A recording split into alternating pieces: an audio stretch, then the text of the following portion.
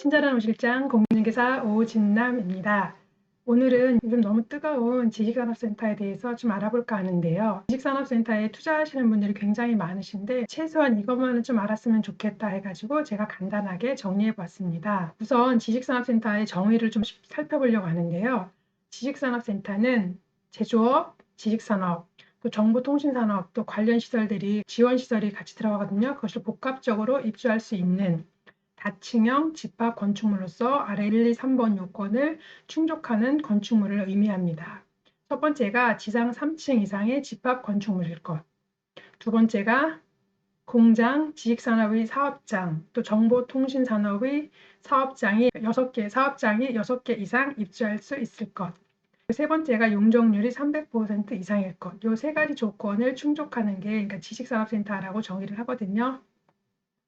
그리고 지식산업센터를 요즘 가장 많이 투자하시는 이유는 장점이 사실 많아서 그래요. 첫 번째가 뭐냐면 분양 가격의 보통 70에서 많게는 80%, 정말 많게는 90%까지 대출이 가능하거든요. 그러다 보니까 자기 자본이 정말 최소화로 들어요. 사실 보통 부동산을 투자할 때 본인 자금이 적게 한 20%, 많게 한 30% 정도 해서 투자할 수 있는 게 사실 드물거든요. 요즘은 경매도 아마 그렇게 받기 힘들어요. 그러다 보니 지식산업센터의 가장 큰 장점으로는 분양가의 7, 80%가 대출이 가능하다는 거예요. 그리고 실제로 사용할 때 각종 혜택이 많이 주어지는데 취득세 같은 경우는 50%, 재산세 37.5%, 법인세는 100% 감면을 받을 수 있어요. 이거는 실제 사용하실 때 아니면 임대 주실 때는 혜택 적용 못 받습니다. 참고하시기 바랍니다. 그리고는 제가 위에서 말씀드렸지만 적은 금액으로 자기 사업을 마련할 수 있는 거예요. 보통 기존에 월세 내시던 금액보다 대출을 받았을 때 사업 마련했을 때 대출 이자로 내는 금액이 훨씬 적거든요.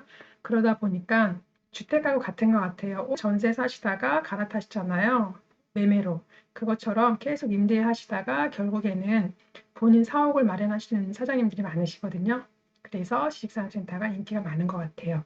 그리고 지산에 제가 좋아하는 것 중에 하나가 공유 면적이 상당히 많잖아요. 전용 호실은 정해져 있지만 각 층마다 아니면 뭐 1층부터 해서 그 층별로 다양하게 공유 면적이 굉장히 많아요. 회의실, 미팅룸, 카페테리아 등등. 특히 또 이렇게 공원 조성도 잘 되어 있고요. 그러다 보니까 내가 사용하는 면적은 뭐 10평, 20평도 될 수 있고 뭐 100평도 될 수 있지만 공유 면적은 함께 쓸 수 있음으로 해서 이게 굉장히 큰 장점으로 부각이 되고 있습니다. 그리고 다양한 평형대가 존재를 하거든요.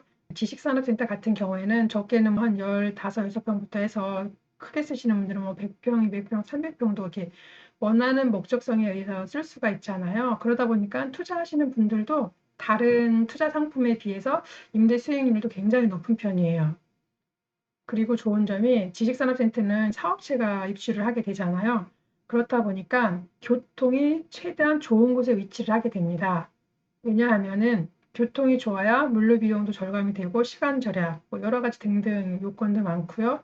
또 그 안에서 근무하시는 직원분들이 교통이 멀면 힘들거든요. 그렇다 보니까 요즘에 짓는 지식산업센터들은 특히 교통이 뭐 역세권에서 한 5분, 10분 정도만 돼도 바로바로 그냥 현장이 열리면 계약으로 이어지는 것 같아요. 입주 의향서 내보기도 전에 벌써 다 끝났습니다 하는 현장이 굉장히 많거든요. 그렇게 교통이 좋은 위치에 자리하고 있는 것도 지식산업센터의 큰 장점입니다. 그리고 가격 상승으로 인한 시세 차익 실현이 가능하다고 했는데요. 보통 말씀하시기를 뭐 지사는 사봤자 투자해봤자 뭐 시세 차익은 불가능한 거 아니야? 그렇게 말씀하시는데 그렇지 않습니다. 지렛대 효과를 최대한 또 활용하잖아요. 그리고 지금 단적으로 보시게 되면은 기존에 뭐 한 몇 년 전에 700, 뭐 6, 700에 분양받았던 것들이 지금은 다 1000, 1200 넘어 있고요. 가장 최근에 분양한 영등포 당산 생각공장 같은 경우에도 분양가가 평당 1570, 1580이었거든요. 현재 건설 중이거든요.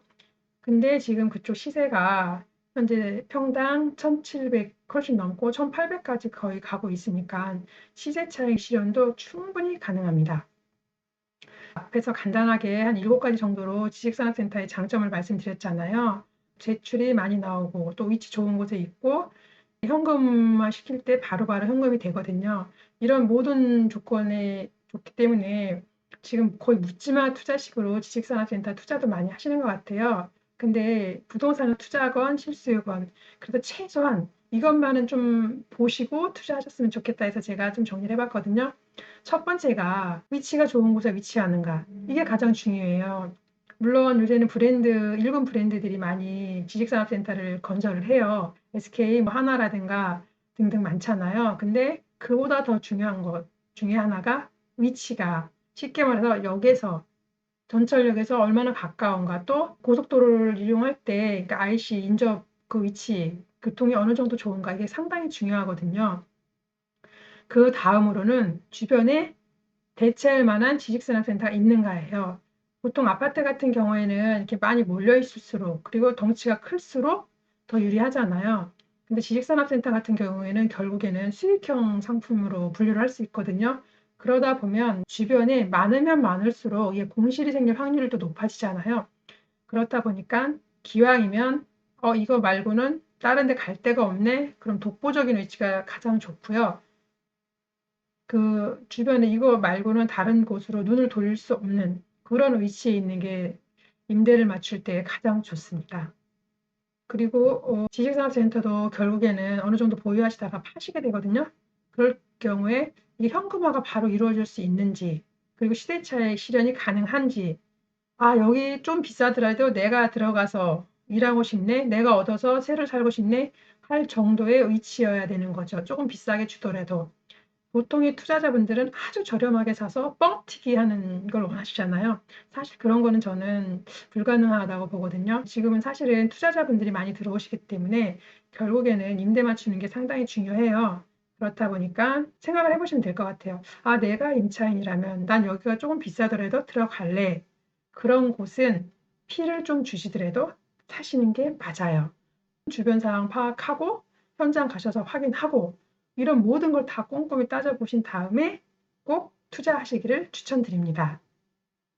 제가 간단하게 지식산업센터에 대해서 너무 간단하게 설명을 드렸죠. 설명을 드렸는데요. 뭐 투자 궁금하시다거나 아니면 뭐 지금 어디 뭐 이렇게 할 만한 게 있나 그런 거 문의 주실 분은 저한테 전화 주세요. 친절한 상담 도와드리겠습니다. 지금까지 친절한 오 실장이었습니다.